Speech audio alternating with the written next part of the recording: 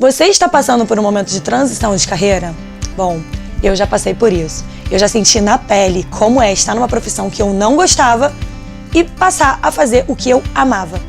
Eu sou a Ana Xavier e hoje nós vamos falar sobre PNL e transição de carreira com o nosso querido convidado, professor Marcelo Felipe. Professor, a minha vida profissional, eu trabalhava na área comercial. Eu era uma pessoa que ganhava um recurso financeiro muito bom, mas eu não era feliz no que eu fazia. Isso é muito comum. Acredito que muitas pessoas que estejam vendo esse vídeo estejam passando pela mesma situação. E eu lembro que quando eu tomei a decisão de ter uma mudança profissional, eu tive medo.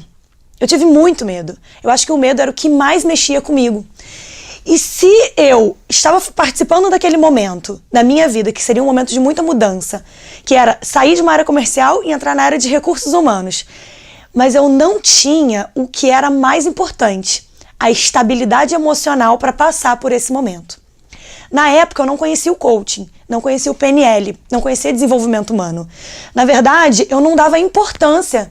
Era como se a minha visão não focasse naquilo. E eu senti muita dificuldade. Eu queria te perguntar, o que você acha do autoconhecimento, da programação neurolinguística e do coaching para as pessoas que têm esse conhecimento e vão participar de uma transição de carreira, diferente do que eu vivi? Vamos lá, Ana. Isso é uma pergunta que quase todas as turmas do MBA, uns 7 anos dando curso nessa parceria EduDep, UFRJ, e em todos os lugares que eu vou, é certo esse tipo de pergunta, seja lá qual for o curso. Porque tem muita gente hoje, o mercado muda dinamicamente e as pessoas querem mudar de carreira. Comigo também não foi diferente, eu fiz a mesma coisa. E a base dessa mudança de carreira é o que você falou, estabilidade emocional. Que eu vou mudar a palavra para estrutura emocional. Porque a gente até planeja, a gente até pensa e a gente até começa a organizar. Mas quando a vida testa, a gente fica no teste. Porque você começa a duvidar de você. Então, uma série de parâmetros que a gente tem que considerar nisso. Por exemplo, a gente cria uma determinada carreira e cria uma base naquilo. Na minha carreira, por exemplo, eu sou engenheiro de telecomunicações, trabalhava na área de tecnologia, na área de negócios, na área comercial, na área de consultoria.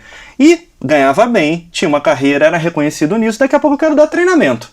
Você que está em casa, no trabalho, na rua me assistindo, dá uma olhada pro rostinho do rapaz aqui, volta 13, 14 anos atrás. Imagina, quem fazia o que eu fazia de treinamento e coach, quando eu comecei nessa área de treinamento e coach, normalmente tinha o dobro da minha idade, teoricamente. E era o que eu mais escutava. Então, além de ter um peso, de ter uma carreira que já tinha um sucesso, é óbvio que eu estava crescendo, mas eu já tinha uma estabilidade, porque as pessoas conheciam o meu trabalho, eu escolho uma carreira onde as pessoas que trabalhavam com isso têm mais idade do que eu, e aí tem um monte de história dessa, a gente tiver tempo a gente conta umas dessas aí. Legal. E dentro disso eu descubro que é isso aqui que eu amo. Não é mais isso. Primeira coisa, para você que está nos assistindo, para você levar em consideração, não importa qual é a tua carreira base, ela sempre tem estrutura de apoio e até de financiamento para te ajudar no que você quer fazer. Então isso aqui nunca se joga fora. Sempre se reaproveita, se recicla para aproveitar aqui. Essa é um ponto que até muitos coaches não levam em consideração. E muitas pessoas que querem mudar também não. Elas pegam isso e falam, enchi o saco desse negócio, joga fora. Quero isso aqui novo e vamos lá. Eu até faço um planejamento financeiro. Só que eu esqueço que às vezes foram 10 anos, 5 anos, 20 anos construindo isso aqui. E não é em 6 meses que eu construo isso aqui. Tem um depara que leva tempo. E se eu não construir isso financeiramente numa transição suave, o peso mental e emocional vai fazer parte. E aí, a maioria das pessoas acaba tendo que voltar. Eu mesmo fiz isso, foi assim que a PNL entrou na minha vida.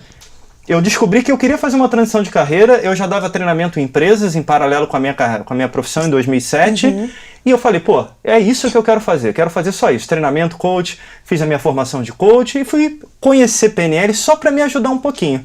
Eu gostei tanto desse negócio, mas tanto desse negócio que me ajudou no autoconhecimento. Sabe o que aconteceu? O quê? Eu lembro que o diretor do instituto, que até hoje eu faço parte, o Jairo Mancilha, que é um mestre na minha vida, lá do INAP, eu conheci ele no 2º nível, são 3 níveis de PNL. E aí eu falei uma coisa para ele que todo mundo fala. Ô Jairo, eu quero dar curso aqui, como é que eu faço para dar curso aqui?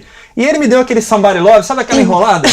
Aquela, não, vamos ver e tudo. Aí eu passei pro 3º nível. E aí eu chamei e falei, Jairo, vem cá, tô no 3º nível, como é que eu faço para dar aula?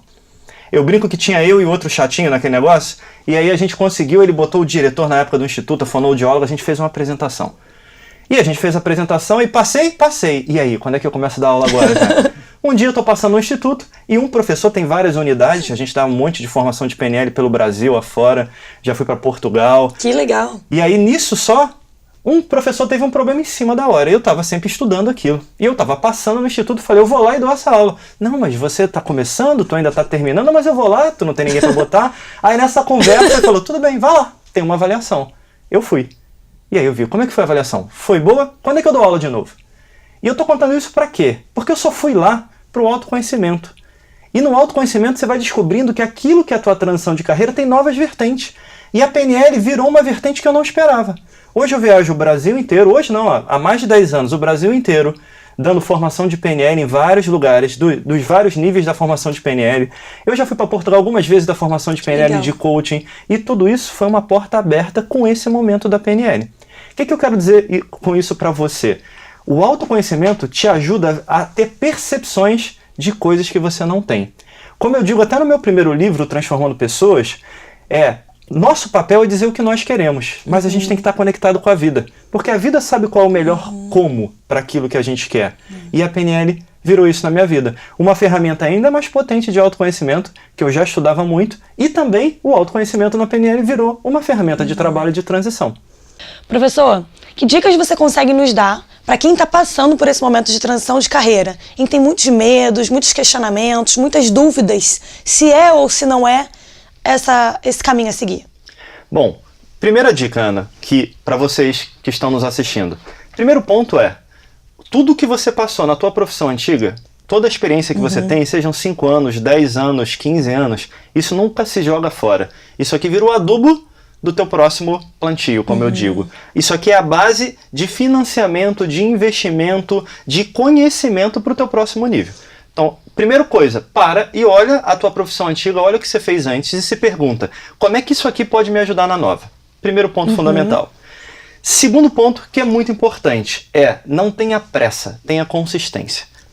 Se você vai no médico e você está com um problema médico, você vai lá e tem que fazer uma operação às pressas, você quer um médico que te opere apressadamente ou com rapidez e precisão?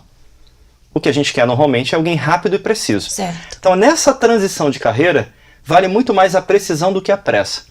Então, aproveita essa base e constrói, vai mapeando as possibilidades de caminho da tua nova carreira.